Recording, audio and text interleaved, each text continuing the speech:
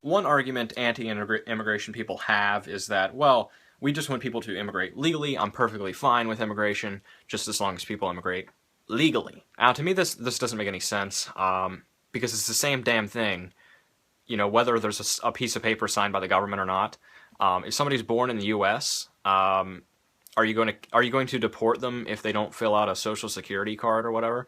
Like, if the government doesn't issue a social security card to that person, is it fair to deport them because they're not legal?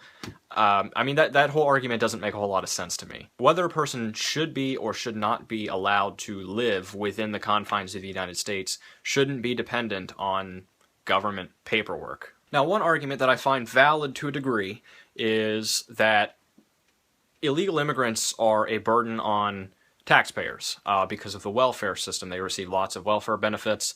I think on average it's like $30-some thousand a year per family is what it costs taxpayers to take care of illegal immigrants. And while that may be true, is the solution really to make it illegal for employers to hire these people? In that case, they are disallowed from getting a job and thus can never get off the welfare system. So immigrants are really in a catch-22. You can come here legally, which takes ridiculous amounts of paperwork and a ton of money and lots of time, maybe time that you don't have for your family, or you can immigrate illegally. Maybe get a work visa and overstay your visa.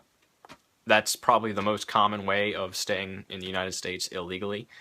But then, you know, employers aren't legally allowed to hire you. So your other option is the welfare system, which is pretty easy to get on in most states. So while I absolutely agree that immigrants should not be given government welfare, I don't think that restricting them from getting a job is the way to solve this issue of immigrants sucking money from taxpayers. I'm absolutely in favor of immigration reform. It should be much, much easier to immigrate to the United States legally. We don't need a wall. We need one form and a background check. That's what we need. That and the elimination of government welfare programs.